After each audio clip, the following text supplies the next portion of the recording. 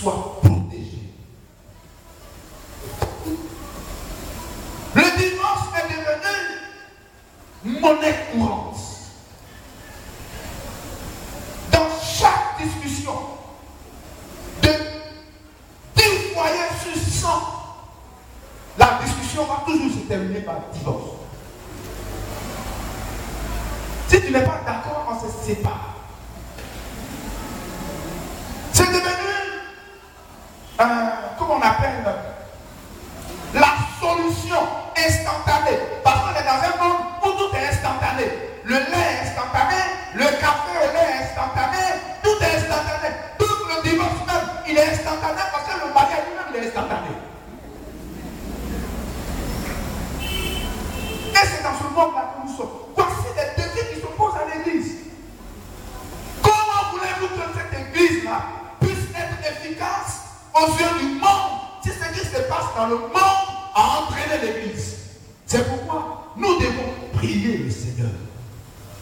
Quand vous voyez ces choses à l'horizon, les temps sont difficiles, il faut mettre les genoux à terre. Il faut prier.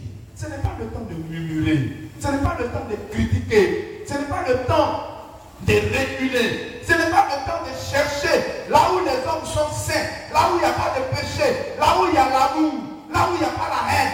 Non, mes amis, partout, c'est la même chose. Il faut que nous puissions prier. C'est le temps de la prière. Aujourd'hui, même la bague de mariage ne ferait même pas les femmes qui apportent les hommes mariés. Au contraire, c'est un défi pour eux d'arracher le mari de quelqu'un ou de quelqu'une pour la prendre, pour le prendre à la maison. En ce moment-là, elle a relevé son défi. Parce qu'elle a arraché le mari de quelqu'un.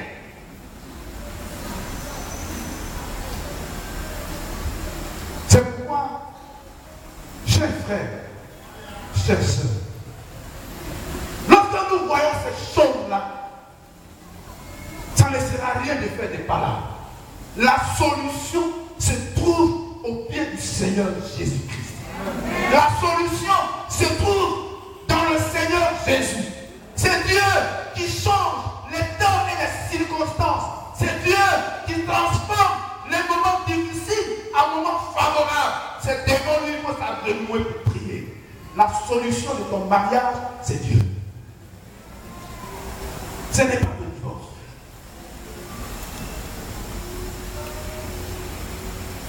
La conscience n'existe plus. Elle est morte. Bien-aimés frères et sœurs, c'est un défi. Et ce défi-là, nous devons le relever. En nous mettant à genoux, en ayant recours au Seigneur. L'église est minée. Chaque fois que nous avançons, les choses deviennent difficiles. Mais je vous dis, et je le répète, quand les choses deviennent difficiles, ça veut dire qu'il est temps de prier. Ça veut dire qu'il est temps de mettre les genoux à terre pour intercéder. Personne n'est épargné. Personne n'est épargné. Personne. Le monde dans lequel nous sommes est un monde qui est diaboliquement organisé pour mettre, j'allais dire, tout en œuvre pour détruire la foi des chrétiens. Bien-aimés, je ne sais pas quelle difficulté vous traverse dans vos foyers, dans vos couples. Y a-t-il crise?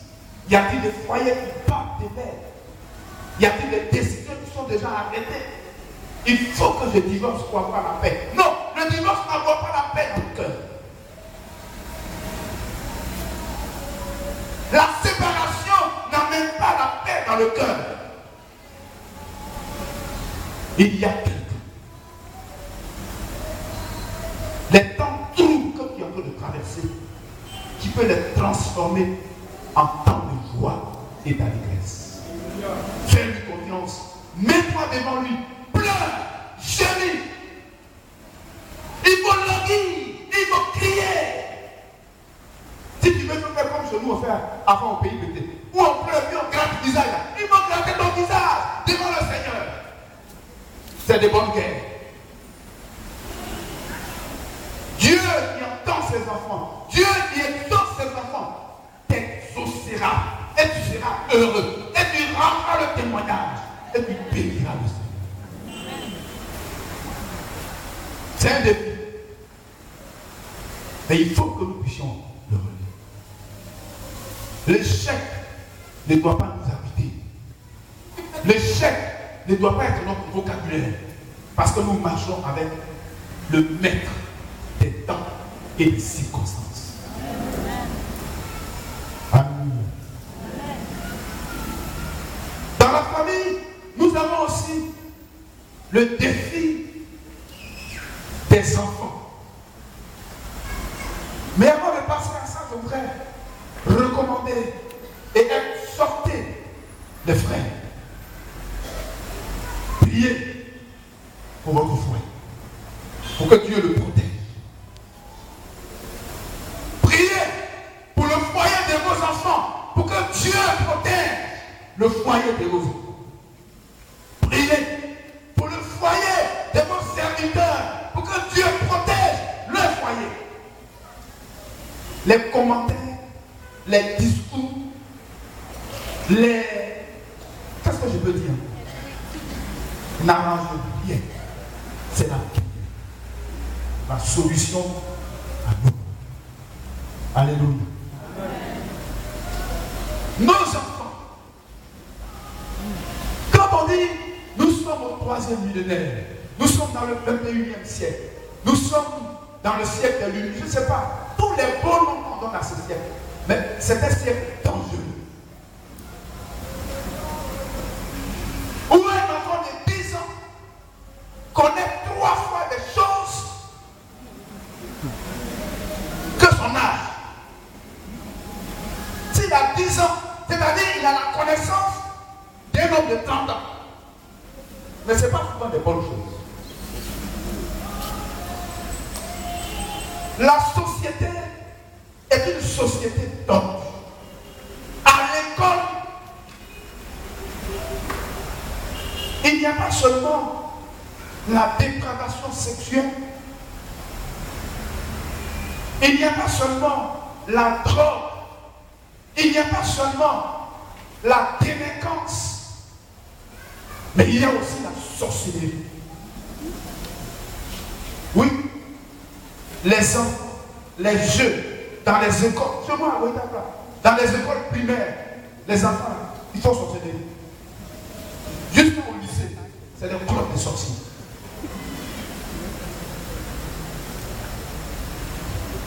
Et c'est à cela que nos enfants qui nous coûtent cher, nos enfants pour lesquels nous sommes prêts à faire tous les sacrifices, sont confrontés aujourd'hui. Nous ne pouvons pas les empêcher d'aller à la conquête de la société. C'est quand ils partent, ils vont étudier. C'est quand ils partent, ils vont acquérir la connaissance. C'est quand ils partent qu'ils vont découvrir certaines choses. Mais en découvrant certaines choses, il y a des bonnes, il y a des mauvaises. Nous devons prier pour nos enfants, pour que Dieu les garde, pour que Dieu les protège, pour que Dieu permette qu'ils soient sous une bonne protection du Saint-Esprit.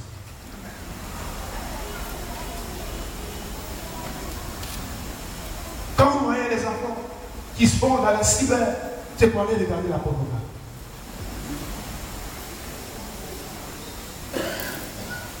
Les temps sont difficiles. Nous sommes dans les derniers jours.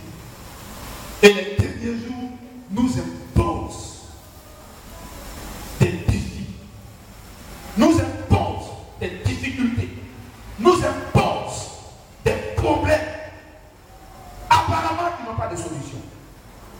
Mais avec Dieu, tout est possible. C'est pourquoi je voudrais que chacun de nous prions pour nos enfants. n'attendons pas que le malheur arrive d'abord. Mais faisons comme les hommes.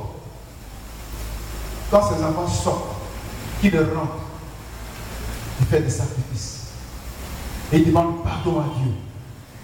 Parce qu'ils ne savent pas ce qui s'est passé. Là où ils sont partis. Il faut avoir cette attitude. Parce que si nous ne pouvons pas prier pour que nous puissions relever ces défis, c'est notre image qui sera telle. On dit c'est ma femme est telle. Mais il est chrétien? Oui, il est chrétien. C'est pourquoi, bien aimé, il faut que nous puissions prendre conscience. Il faut que nous puissions, au regard de ce qui menace nos enfants, de ce qui menace nos foyers, que nous puissions véritablement être sous la défensive pour être à genoux devant Dieu et prier le Seigneur.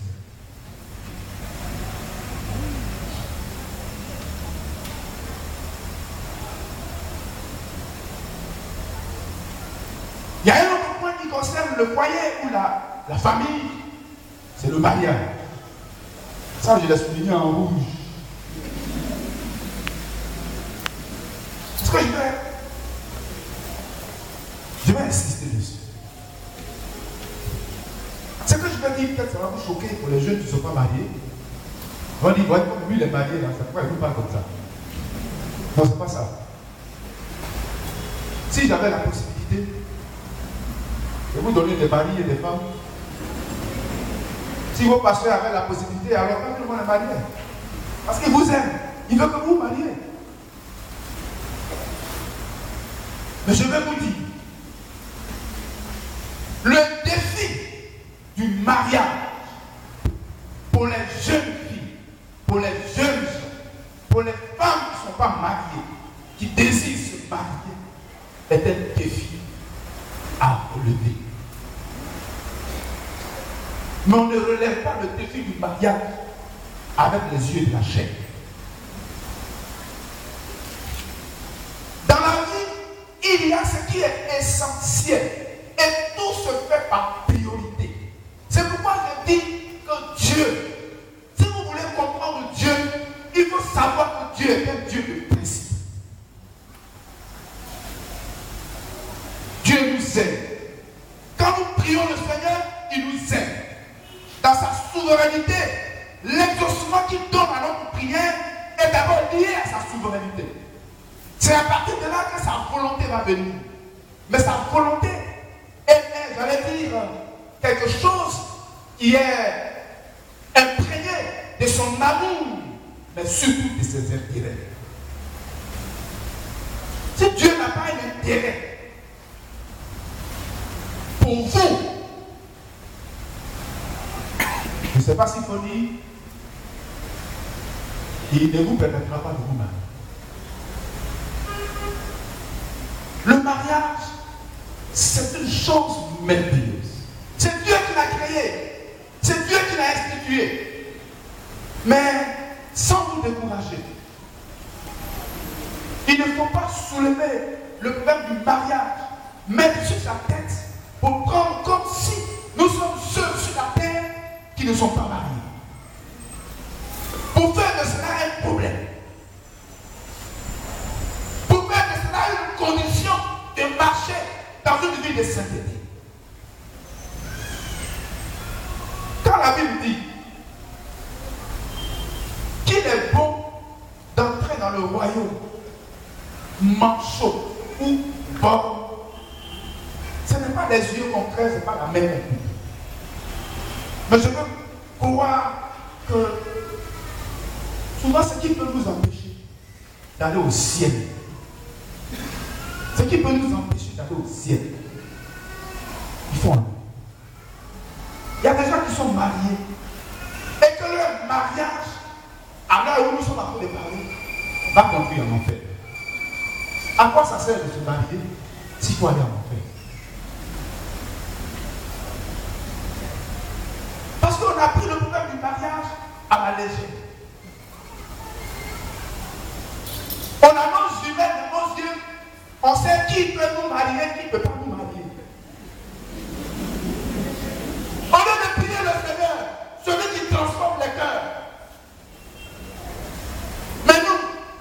C'est dans nos yeux, dans nos pensées, qu'est-ce qui se passe? Est-ce qu'il y a quelqu'un ici qui peut me dire? Est-ce qu'il y a quelqu'un ici qui est capable? Ce n'est pas une affaire de capable. C'est Dieu qui donne mari. Mais si tu ne donnes pas l'occasion à Dieu de te donner un mari, je ne sais pas ce qui va se passer. On n'a pas dit que le pasteur Zali m'a maudit. Je veux vous exhorter, chers frères. Je veux vous supplier par la compassion de Dieu que le défi du mariage, il faut le relever à genoux dans la prière. On ne se marie pas dans la chair, on ne se marie pas dans les regards, on ne se marie pas dans notre petite tête. Mais c'est Dieu qui prépare les temps et les circonstances pour que nous puissions nous marier. Si vous ne voulez pas vous confier à Dieu, vous n'allez pas relever le défi. Il faut prier au Seigneur. Il faut vous confier au Seigneur. Car le problème du mariage est vraiment un défi existentiel. Il y en a qui ont abandonné la main du Seigneur parce qu'ils n'ont pas de mari. Ou pas mal. Peut-être qu'ils vont se marier en enfer. Ils seront heureux. Je voudrais donc exhorter chacun de nous. Bien-aimés frères et sœurs. Ce sont des défis. Mais je veux dire, quand on parle d'un défi, pour que nous puissions effectivement le relever, il ne faut pas que nos regards soient portés sur le défi. Il faut que les regards soient portés sur Dieu. C'est pourquoi on parle du recours. C'est lui qui va nous aider à relever le défi. Mais si vous avez les yeux fixés sur votre obstacle, vous n'avancerez pas. Vous allez regarder sa grandeur, vous allez regarder sa hauteur, vous allez regarder sa forme, et vous ne pouvez pas avancer. Et il faut regarder à Dieu, celui qui fait le miracle. Alléluia.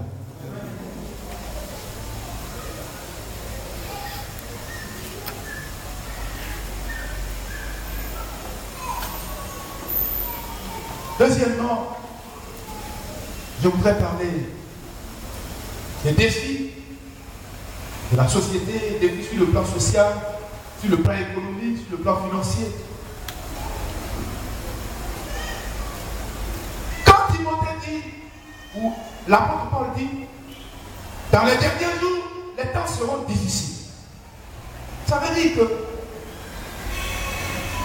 dans tous les domaines de la vie, nous serons confrontés à des défis, à des obstacles.